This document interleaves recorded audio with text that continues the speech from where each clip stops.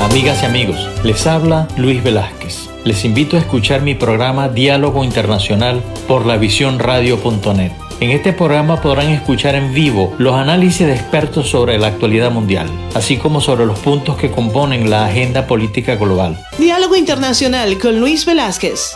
Lunes y viernes, 2 de la tarde, hora del este, por lavisiónradio.net. Información que va contigo.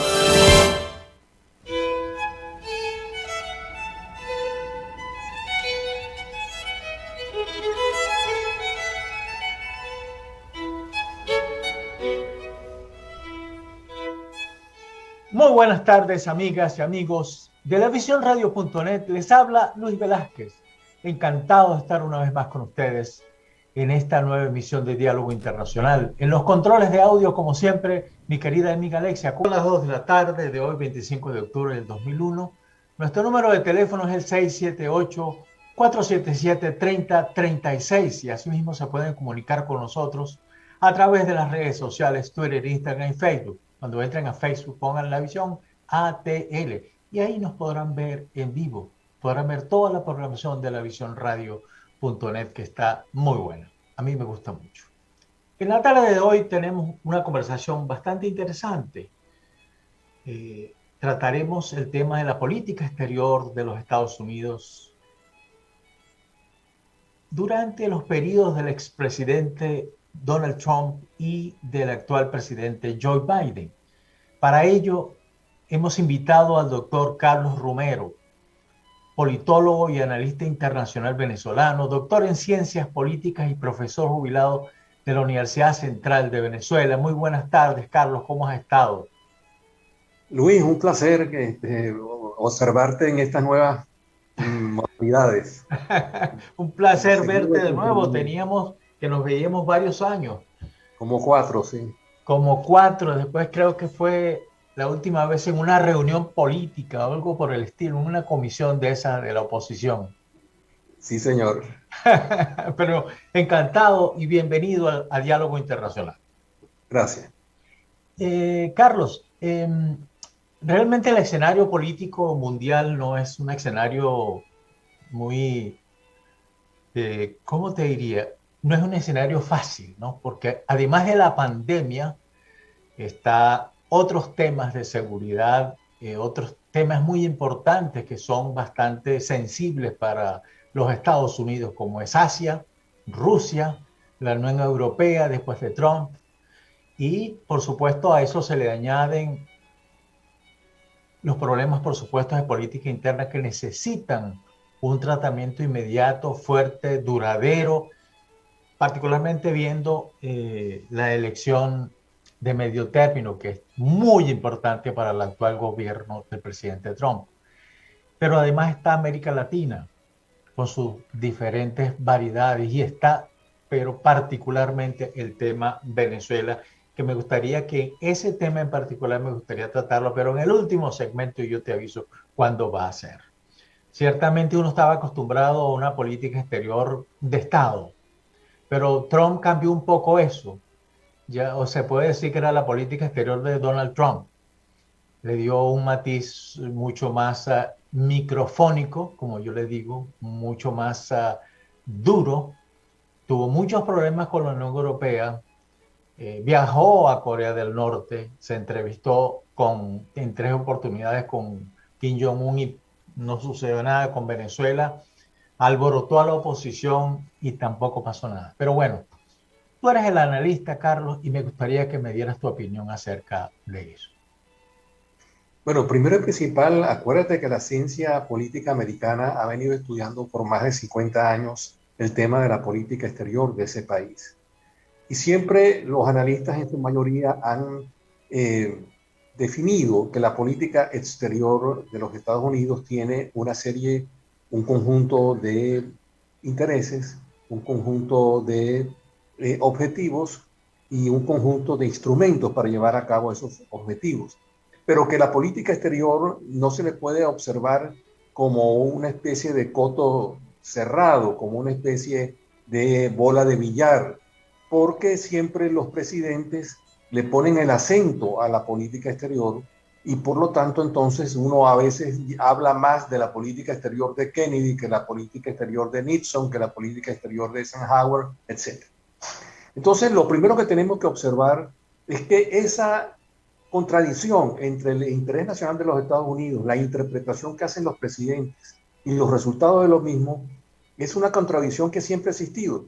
Lo que pasa es que ahora con el gobierno de Trump y ahora con el gobierno de Biden se ha profundizado, es decir, se ha profundizado esa distancia entre lo que piensa el presidente y lo que interpreta que es el interés nacional y lo que puede observarse como el interés nacional de los Estados Unidos. Ahora, tenemos que preguntarnos, ¿por qué se ha acrecentado esa diferencia? Bueno, porque el contexto internacional es diferente. Antes, los presidentes, sobre todo de la Segunda Guerra Mundial para acá, los presidentes tenían el orden conocido como la Guerra Fría, como el equilibrio del terror, la división de las superpotencias de las áreas de influencia, y en muy pocas ocasiones, como es el caso de Cuba, había una especie de tormenta que desequilibraba ese orden mundial que fue tan, por cierto, tan de gusto por Henry Kissinger. Hoy estamos en una dinámica internacional sumamente compleja. Primero, porque la agenda de la política internacional y por lo tanto la agenda de la política exterior de los Estados Unidos es mucho más heterogénea. No solamente son los temas de carácter de seguridad, de geopolítica, etcétera, sino que también están los temas económicos, los temas culturales, los temas ambientales, los temas sociales, etc. Es decir, que hay cada día mayor crecimiento del efecto que pueda tener la política doméstica sobre la política exterior. Y eso por un lado. Y por otro lado, que hay un reacomodo internacional, donde los Estados Unidos está observando que otros países tienen pretensiones hegemónicas. Por ejemplo, el caso de China, en ciertas áreas de Asia y en general con la ruta de la seda en el mundo entero. El caso de Rusia, que se niega a ser desclasificado como superpotencia. Y países intermedios como Turquía, como Irán, entre otros, Alemania, entre otros, la Unión Europea, que juegan un poco a ese reacomodo y que entienden muy bien que estamos en una fase de mucho fraccionamiento en cuanto a la agenda, los intereses, los compromisos, etc. Entonces, todo esto hace que la política exterior de Trump, pero también la política exterior de Biden, con lo poco que podemos detectar, porque apenas va para un año del ejercicio, se encuentran en un contexto mucho más frágil, mucho más difícil de predecir, y donde, repito, ¿cómo podríamos llamar? El sello de los presidentes es cada día más fuerte en relación a la política exterior de ese país. Sí, definitivamente, sobre todo el tema del American First, que fue la bandera utilizada por el presidente Trump en su gobierno. Y ese American First les llevó a tener confrontaciones importantes con los aliados tradicionales, que puso en peligro incluso ese paraguas de seguridad que está montado en Europa a través de la OTAN y de los demás organismos de seguridad.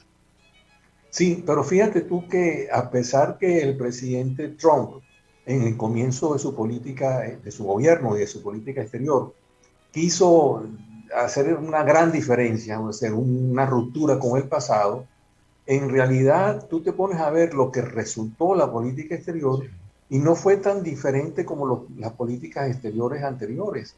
Él interpretó el interés nacional, pero por supuesto, introdujo, y eso es un haber que tiene el presidente Trump, introdujo los factores domésticos en la política exterior. Cuando decía American First, es que decía, bueno, nosotros tenemos como prioridad los asuntos internos de los Estados Unidos antes que los asuntos de carácter internacional.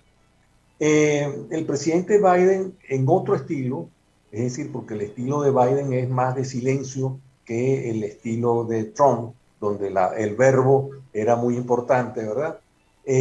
También hasta ahora está llevando más o menos igual la política exterior de los Estados Unidos con Trump. Se pensaba después de las elecciones de la victoria de Biden que él iba a ser una especie de degollador de la política exterior de los Estados Unidos, sobre todo sobre temas calientes, como inclusive el tema venezolano. Sin embargo, hasta ahora ha continuado con la infraestructura, con el cuadro que diseñó Donald Trump, que a su vez venía de Obama, etc. Repito, en este caso creo que es muy importante destacar lo que son las personalidades, es decir, el papel que tiene un presidente, porque estamos hablando del presidente de la potencia mundial por excelencia, pero también tiene un peligro, como lo puede decir Jimmy Carter. A veces se abusa del interés de la cuestión doméstica, se olvidan los compromisos internacionales y de cierta manera Trump, con la American First, digamos, se vio de cierta manera alejado de la agenda mundial, del grupo de los 20, de Naciones Unidas. Fue muy crítico sobre el tema ambiental, hasta burlón, acuérdate que se burló de la señorita dirigente del mundo ambiental. Hizo cosas muy extrañas como visitar en la frontera con Corea del Norte al dictador norcoreano. Para nada. Aquí en Venezuela dijo que todas las opciones están abiertas. Todavía estoy esperando que me diga qué significa eso.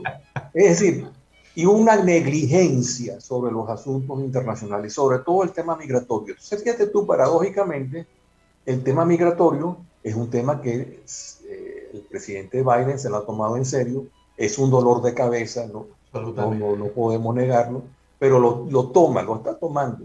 Como está tomando también el tema del compromiso con la Unión Europea, el compromiso con los países asiáticos que son aliados de los Estados Unidos. Se ha tomado en serio el tema de China. Se ha dado cuenta, como decían muchos analistas, acuérdate de aquel famoso profesor que dijo que era la repetición de Tucídides y la guerra del Peloponeso, ¿verdad? Sí. Graham Allison, el gran profesor Graham Allison, el último de los mohicanos, como lo llamo yo, de los últimos de esos grandes profesores de la década de los 70, 80, así es. Que advirtió, y como efectivamente es, que China tenía intereses también de carácter geopolítico extraasiáticos.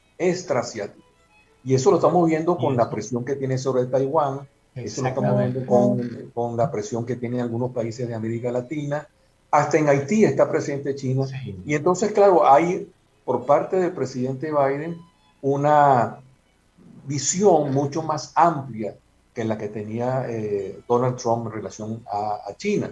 Igual en el caso de Rusia. Sí. Carlos, permítanos irnos a una pausa.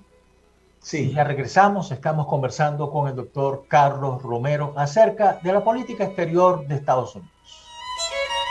Ya regresamos con más de lavisionradio.net. Mantente conectado en Facebook, Twitter, Instagram como La Visión ATL. Estamos de regreso en Diálogo Internacional. Estamos conversando con el doctor Carlos Romero sobre la política exterior de Estados Unidos durante los periodos del expresidente Trump y el periodo que está en curso del presidente Joe Biden.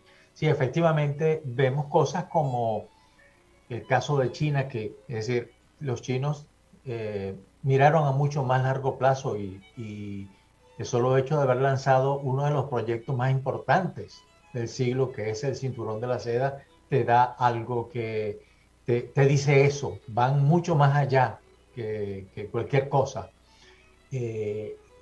La política hacia Taiwán es que Joe Biden hace una semana prácticamente hizo una declaración de guerra y le dijo al presidente Xi: si usted toca Taiwán, vamos a enfrentarnos.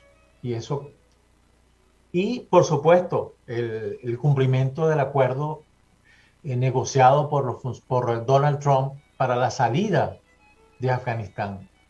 Eso te da eso da una medida de que hay una continuidad. Y en el caso de Venezuela también es claro. Es decir, la posición de Estados Unidos, no la posición de Joe Biden, la posición de Estados Unidos sigue siendo hacia la democracia.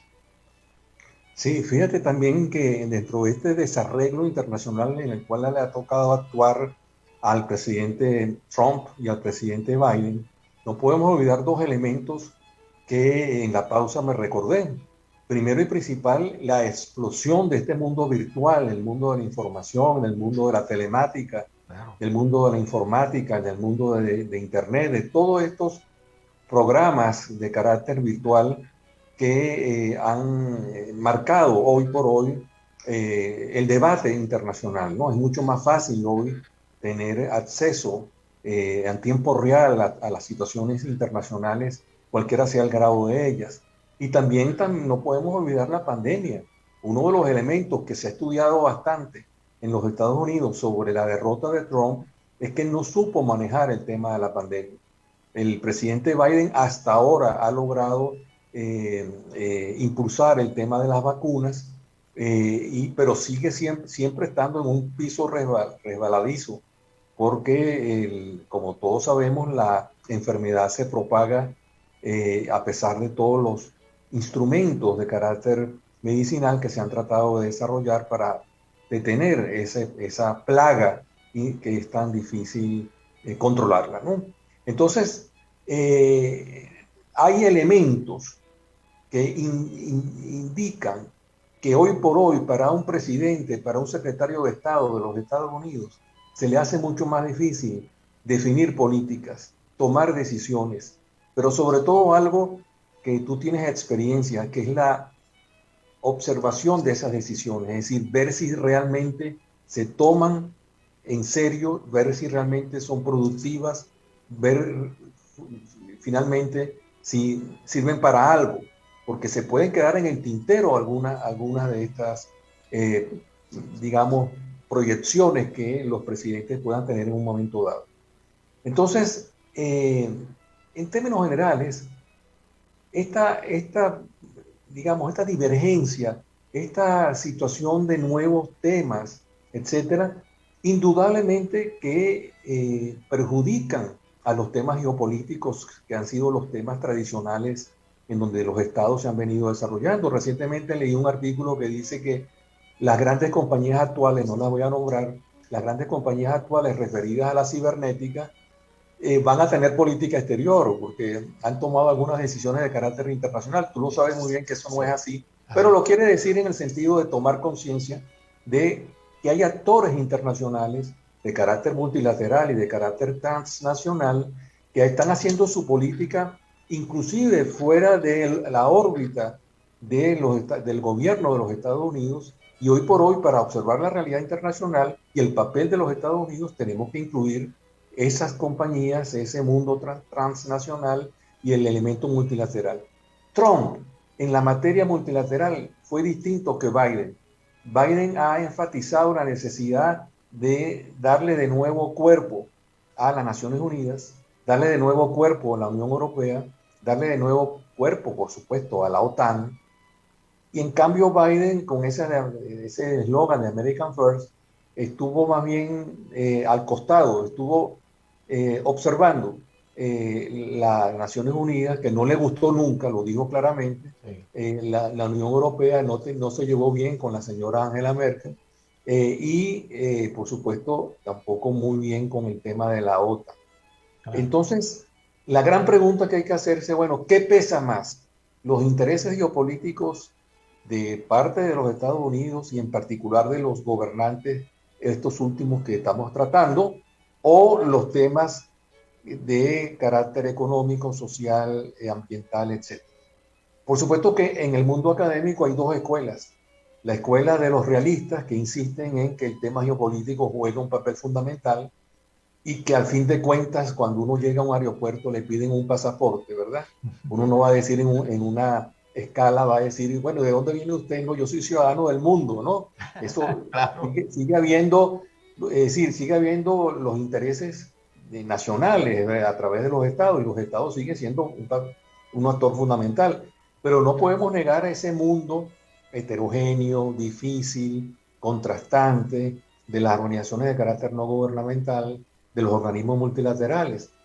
¿Cuál es el límite de la actuación de ellos? Bueno, ha habido mucha controversia, sobre todo en algunos países que han necesitado ayuda humanitaria, que han necesitado fortalecer sus instituciones, que inclusive ha necesitado de las fuerzas de paz y algunas veces hasta se ha criticado si realmente han sido fuerzas de paz o han tenido beligerancia.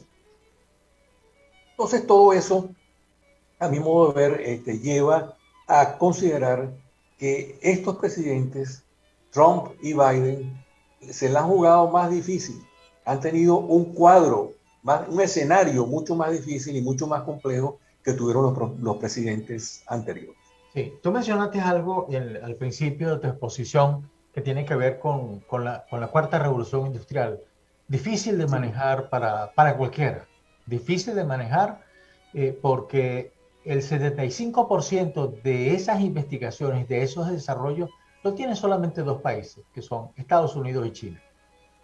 Y en algún momento se cruzan y con el cuidado, las agencias de seguridad la semana pasada sacaron un informe diciendo que ellos recomendaban a ninguna universidad y ninguna empresa asociarse en investigaciones con China por los problemas de espionaje que eso traería. Eso por un lado. Pero también te quería preguntar ese elemento que introdujiste tú, que es el tema de las empresas privadas. Acuérdate que una parte importante de las empresas más grandes de Estados Unidos están ubicadas en China. Están produciendo en China. Por razones que todos sabemos, hay unas razones fundamentales que importan mucho el capitalismo, razones de costo. La mano de obra, hay gente preparada, en fin, un montón de elementos. ¿Cuál es el papel que juegan esas empresas que tú lo mencionas a ti? Me gustaría profundizar ese análisis, esa incorporación, ese elemento tan importante. Sí, desde que algunos autores comenzaron a hablar de la interdependencia económica, insistieron que muchas multinacionales norteamericanas se estaban trasladando a China porque había mejores condiciones laborales de carácter impositivo y de carácter tecnológico. Y indudablemente que hay un lobby americano, chino-americano, pero también hay muchas empresas chinas. Por cierto, algunas de ellas con dificultades financieras. Pero los Estados Unidos tiene, a mi modo de ver, tiene un instrumento que no tiene China y que no tiene la Unión Europea tampoco, que es el instrumento financiero. Es decir, en Estados Unidos están los mayores depósitos del mundo, en Estados Unidos están los bancos más importantes del mundo, en Estados Unidos está una moneda que se llama el dólar, que es una moneda muy fuerte, y a pesar de que hay algunos autores que dicen, como Paul Kennedy, por ejemplo, que dicen que eso es una especie de juego de canasta que se puede caer, ¿verdad? Hasta ahora la fortaleza del dólar no tiene discusión, el crecimiento económico de los Estados Unidos no tiene discusión. Por cierto, un crecimiento económico muy importante en la época de Donald Trump y no ha sido reconocido, a mi modo de ver, ese crecimiento económico. Uno pregunta sencillamente, bueno, ¿y por qué la gente no se va a los Estados Unidos? ¿Por qué la gente se va a los Estados Unidos? Bueno, porque hay oportunidades. Es un país de oportunidades, como dice el eslogan. Entonces, en el caso chino, las finanzas son mucho más frágiles, el condicionamiento de la moneda es mucho más frágil. Entonces, no hay una situación que podemos decir paritaria. De paso, las inversiones chinas en los Estados Unidos, perdón, las inversiones chinas en los Estados Unidos son muy menores con respecto, si uno lo compara con las inversiones norteamericanas en China. Así es. Entonces, yo lo veo como un desajuste. Yo no soy alarmista de este desajuste entre China y Biden. Biden lo que pasa es que quiere implementar un carácter, pues, es decir, mire, señores, usted tiene límites. Es decir, no vaya alegre por el mundo porque nosotros tenemos nuestras responsabilidades. Eso se lo dijo muy claramente el primer ministro australiano al presidente Biden, porque debe recordar que China expolió a la economía australiana y le recordó, entre comillas, una serie de deudas que tenía y se las quería cobrar inmediatamente, etc. Y el primer ministro australiano le dijo a Biden, usted tiene que ayudarme como lo ayudamos nosotros en la Segunda Guerra Mundial. Es decir, hay un compromiso de carácter occidental muy importante que Biden ha tomado más en serio que el propio presidente Trump. A mí me parece que el presidente Trump, el problema fundamental fue la falta de experiencia.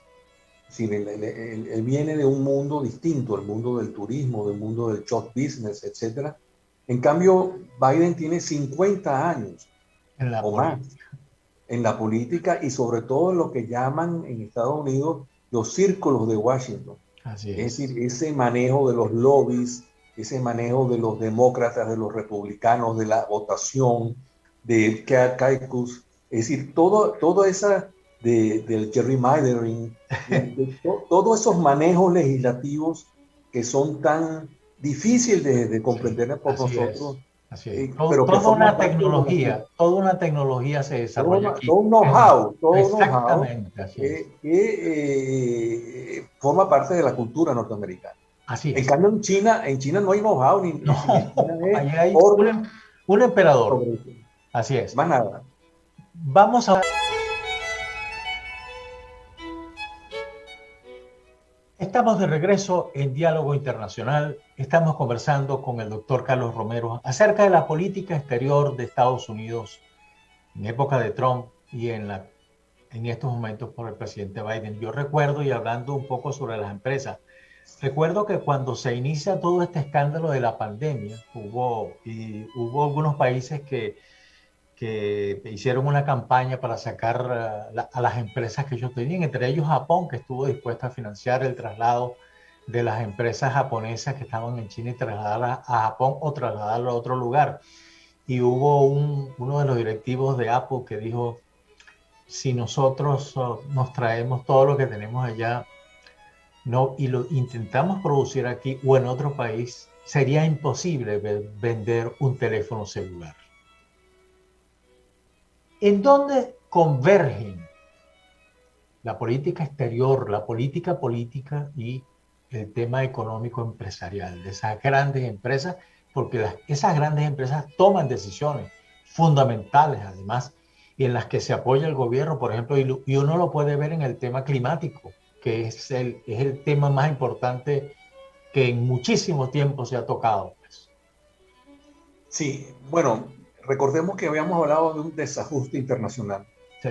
Ese desajuste internacional incluye temas muy difíciles de encarar porque son muy novedosos y al mismo tiempo muy urgentes.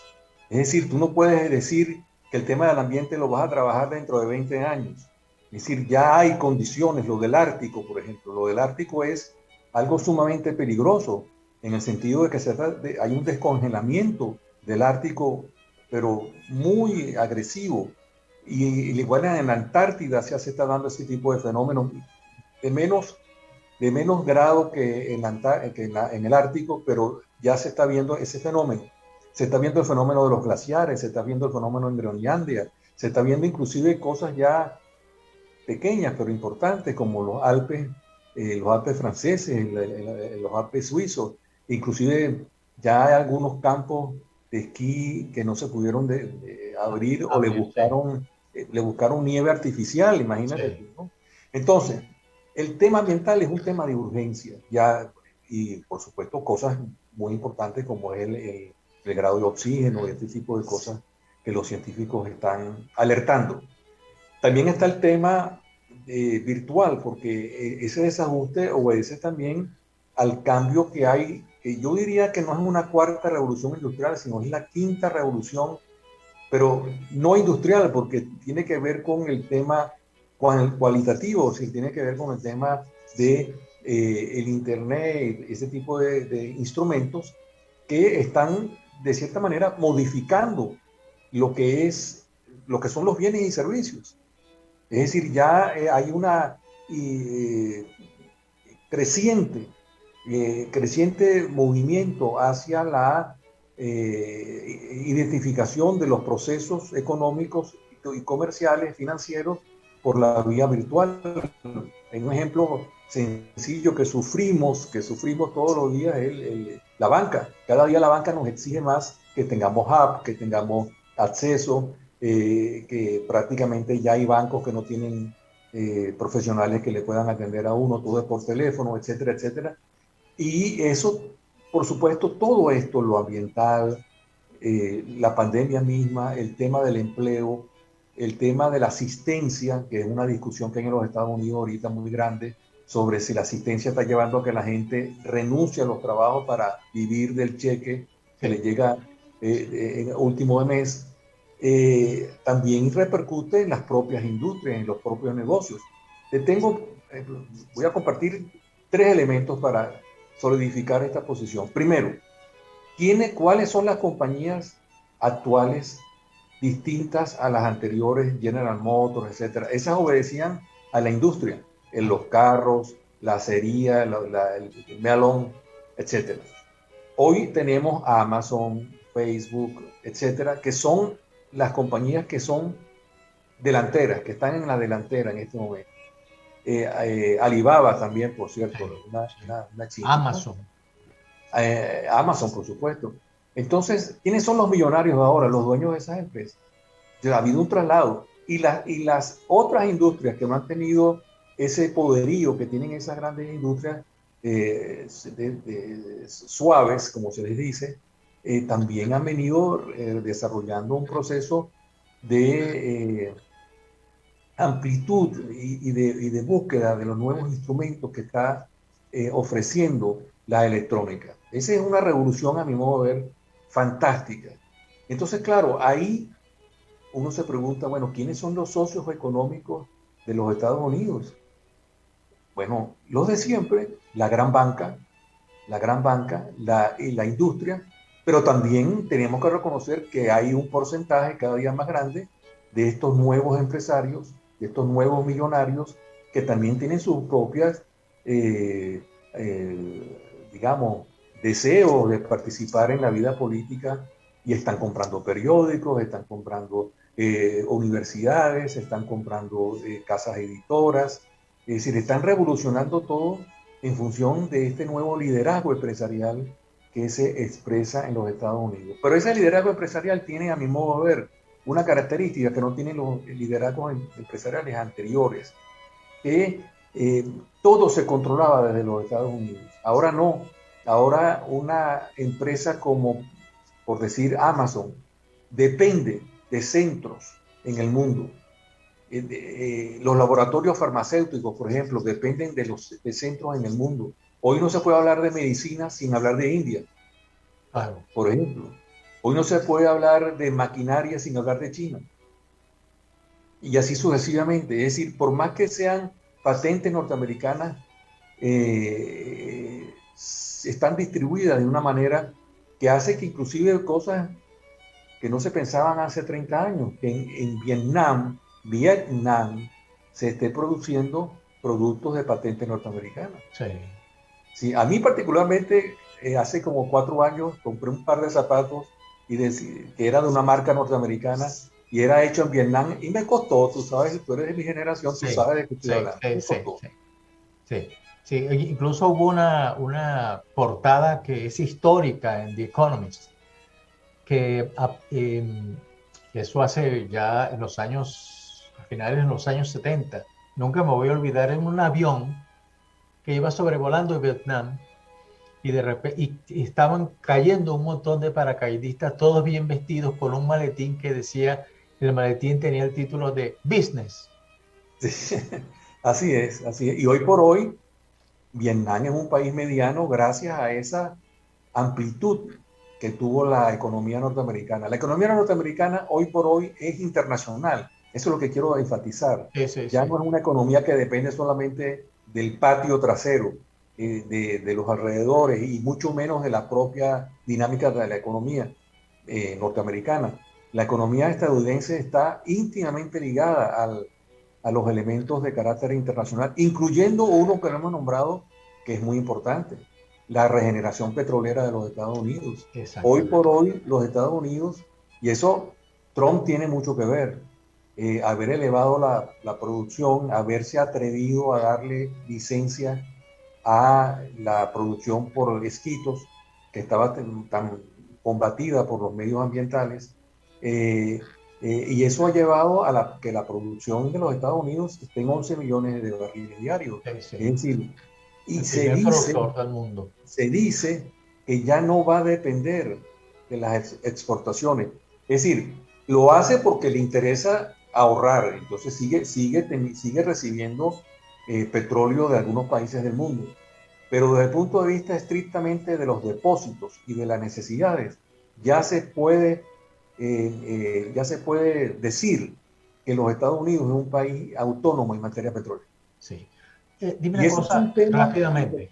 que no lo tiene China. Sí. No lo tiene China. Rápidamente, Sí. ¿habrá un entente entre China y Estados Unidos? Es decir, sin importar el gobierno de Estados Unidos ni nada, porque Xi va a seguir. ¿Habrá un entendimiento y podrán llevar a cabo porque tienen intereses comunes? Ese Bueno, entendimiento. te voy a dar una primicia. Sí la hay. No es que va a haber, es que la hay. Es decir, mira, ¿cómo te podría decir yo? Biden se puso bravo con China para recordarle a China que el negocio mundial tiene que darse entre los dos. Y ya hay conversaciones semisecretas, secretas, difíciles, pero ya hay conversaciones para buscar un nuevo panorama, porque el secretario de Estado, Anthony Blinken, ha dicho con mucha propiedad que se necesita una nueva relación entre China y los Estados Unidos. No que no haya relaciones, Claro. sino una nueva relación entre China y los Estados Unidos. Y en ese sentido, vamos a estar preparados porque Estados Unidos va a tener que dar de su parte también. Es decir, no va a ser una nueva relación para que China diga, está bien, yo me regreso a mi casa, cierro la puerta. No. Por ejemplo, el cinturón que hacías mención, De la seda. Sí. de la seda, el cinturón de la seda, bueno, eso es recordando la ruta de la seda. Sí. Eso lo van a tener que dejar permitir, como el gasoducto que viene de Rusia para Alemania. Es Así decir, es. Sí. con realismo tienen que aceptar eso. Pero también Biden le está diciendo a China, vamos a tener una nueva relación, pero donde usted me respete mis áreas de influencia, donde usted respete mis negocios, donde usted respete la propiedad industrial, no se me copie. Es decir, hay una serie de elementos, no se meta con Taiwán. A mí me pareció fantástico lo que dijo Biden sobre Taiwán. Así es. Y otros elementos de esa nueva relación. Pero va a haber una nueva relación, no es que no va a haber relación. Sí. Vamos a una nueva pausa y ya regresamos, pero me gustaría que fuéramos un poco hacia Venezuela. Con gusto.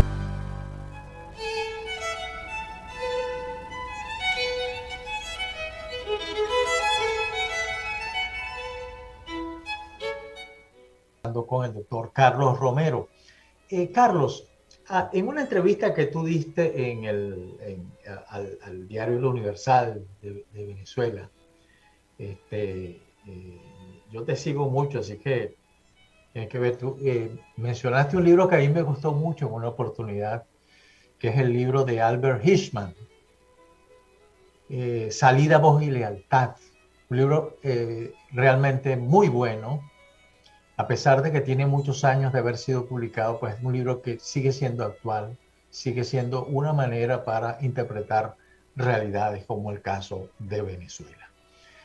Y quisiera que tú me hicieras esa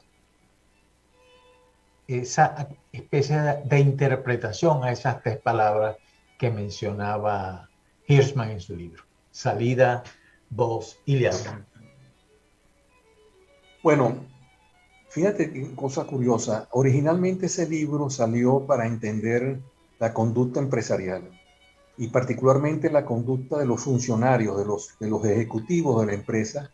Cuando criticaban algo, lo hacían con la voz. Cuando estaban a favor de la empresa, lo hacían con lealtad. Y cuando no podían estar más en la empresa, salían, ¿verdad? Y eso fue interpretándolo él inclusive con un libro posterior en relación al tema de qué pasó en la República Democrática Alemana, ¿no? en la DDR. Y ha sido tomado por la ciencia política para entender la conducta de los votantes, para entender la conducta de los ciudadanos. En particular, en los últimos años ha habido una interpretación de lo de Hirschman en función de cómo se mantiene un gobierno, es decir, en relación a sus propios habitantes, es decir, a sus propios votantes, a sus propios ciudadanos. Y se ha caracterizado entonces que un ciudadano tiene tres opciones. Tiene la opción de ser leal, es decir, al gobierno, al régimen. Tiene la opción de criticar al régimen, pero sin lograr que salga del régimen. Y tiene, por supuesto, la salida, que es emigrar. Es decir, es el equivalente a la salida de buscar empleo en otra empresa. Por supuesto que Hirschman es muy claro en el libro que esos son modelos ideales, es decir, construcciones ideales, y que en la realidad siempre hay una mezcla, porque un ciudadano puede ser leal, el día siguiente puede ser crítico y al día siguiente puede ser buscar la salida. Pero lo que sí interesa mucho para el caso venezolano, que puede usarse para interpretar el tema de el apoyo al régimen. Es decir, cuántos apoyan al régimen, cuántos no, etc. Y en ese sentido, me atrevo a decir, y en el artículo que tú haces mención, y gracias por leerme, en el artículo que tú haces mención, yo trato de decir que en Venezuela hay lealtades todavía con el régimen. Es decir, que no podemos decir que todo y cada uno de los venezolanos está en la voz, pero tampoco hemos pasado de la voz. Es decir, la salida ha sido la salida más fácil, digamos, menos fácil, que es dejar la patria. No es fácil para alguien dejar la patria, pero no ha habido la salida del régimen. Es decir, el régimen sigue, la oposición sigue en un marco de voz. Entonces la pregunta que uno se hace es, ¿cuándo va a pasar de voz a salida? Que no sea la salida inmigratoria, claro, sino que sea la salida del régimen, es decir, la búsqueda de un nuevo régimen político. Entonces estamos a nivel de la voz. Ahora, muy curioso, un colega me decía, por cierto, en relación a ese artículo, me decía, pero la voz se está apagando, en el sentido de que en los últimos años no hemos tenido, digamos así, la presencia en las calles y en la crítica que se ha prácticamente concentrado en los medios de comunicación y en las redes sociales. Pero sí te puedo decir en general que es un instrumento que sirve para comprender sobre todo el hecho que todavía hay lealtad. Sí, es decir, cualquier proyecto político para Venezuela que no entienda que hay lealtad, no tiene que olvidarse de llegar a que la voz sea salida. Sí. Porque también la lealtad se puede disminuir. Es decir, en Venezuela la lealtad ya está en el 27%, no está en el 52% de los tiempos de Chávez. Entonces todo eso que se va moviendo, repito, Hirschman decía, son tipos ideales, no se dan en la realidad exactamente, hay mezclas, pero de esas mezclas puede en un momento dado producirse un ambiente en donde la voz sea protesta, que fue lo que él estudió en el segundo libro sobre la República Democrática Alemana. Ese no lo he leído, pero ya que me lo recomiendas, lo voy a buscar. Él murió, por cierto. Sí, pero a mí cuando lo leí me gustó mucho. Me gustó mucho. Un libro que creo que es obligatorio leer, además. Sí, ese es un libro fundamental. Sí, es un libro fundamental. Ahora, volviendo un poco atrás, pero refiriéndonos al mismo caso de Venezuela, el presidente Donald Trump, en un encuentro con líderes venezolanos en Florida, lanzó todas las opciones están sobre la mesa, y eso hizo que muchos políticos del país, ¿me escuchas? Caramba. ¿Aló? Oigo. Okay. Oigo. Entonces, hizo que muchos políticos del país se montaran en esa plataforma, por llamarlo de alguna manera, y lanzaran todo su proyecto, lanzaran toda esa descarga y eso que tenían por dentro, basándose en todas las opciones, estaban sobre la mesa, pensando que en un momento dado se iban a despertar con un marín apuntándoles en la cara. ¿Y qué pasó? ¿Y qué está pasando con la política exterior de Biden? Porque ese hilo todavía no se ha cortado. Esa política que de enfrentamiento con la dictadura venezolana todavía está, pero eso va a permanecer. Bueno, ha permanecido. Es decir, el compromiso de los gobiernos de los Estados Unidos, tanto Trump como Biden, en relación a la democracia venezolana y a la oposición venezolana y su resistencia al régimen venezolano, ha continuado. Lo que pasa es que en los Estados Unidos hay una discusión sobre cuál es la mejor manera de abordar el tema democrático en Venezuela. Se aborda desde el punto de vista regional, se aborda desde el punto de vista de conversaciones con el régimen, se aborda desde el punto de vista de la búsqueda de caminos no democráticos. Es decir, hay una discusión porque se han probado algunas cosas y no han resultado. Se han probado algunas salidas y no han resultado. Entonces, en este momento, la señal que tiene el gobierno de Biden es muy clara. Hay que hacer una pausa y retomar el asunto venezolano sobre nuevas bases, porque la actitud que tuvo Trump, eso lo estoy diciendo yo, lo está diciendo la gente del gobierno de Biden. Claro. La actitud que tuvo Trump fue muy cerrada, y entonces tenemos que ver también el contexto latinoamericano, que no es fácil. Es decir, lo que quiere el gobierno de Biden es no adelantarse a una situación tan difícil como la venezolana. Es decir, quiere estudiar el conjunto y ver cuál es la mejor solución en el futuro cercano. Ahora, eso no quita que haya un compromiso internacional. Nunca había habido, ni siquiera con los cubanos, un compromiso internacional como el que ha hecho Estados Unidos sobre Venezuela.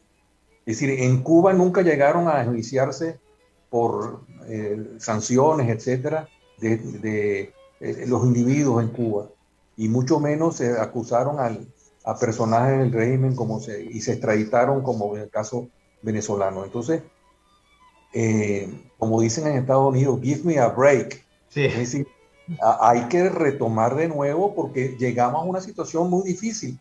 Y una cosa que dijo un periodista norteamericano muy importante sobre el caso venezolano: no nos olvidemos del pueblo. Es decir, hay un pueblo que está en este momento por diversas razones adormecido.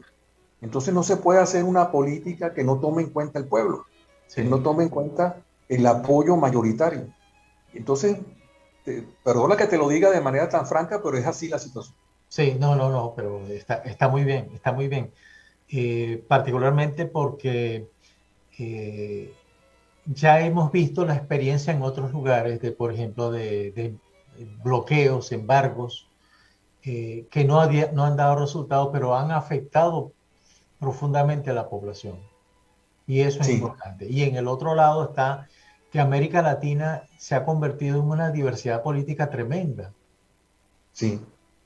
Y va a ser difícil, por ejemplo, yo hace como un año que hablaba sobre lo que sucedió en Gambia, sobre el caso Gambia. Y eso es algo ni siquiera impensable que suceda en América Latina. Sí. Bueno, y lo que vimos en Afganistán. Lo que vimos en Afganistán, exactamente. Bueno, pues eso nos lleva a un tema muy interesante, que es el tema de las transiciones políticas. Así es. Pero bueno, oye, mi querido amigo, me encantó tenerte en mi programa. Te agradezco mucho el tiempo que me has dado. Me encantaría volverte a invitar un poco más adelante para seguir hablando sobre esto y otros temas que yo sé que tú manejas muy bien de política internacional. Con gusto, Luis. Mucho, un fuerte abrazo y bueno, espero que nos veamos en cualquier momento, pero sobre todo nos vamos a ver primero de nuevo a través de este medio, a través de lavisionradio.net. Con gusto. Sí, muchas gracias, Alexia, por haberme apoyado como siempre. Con gusto, un abrazo para ambos. Un abrazo. Gracias.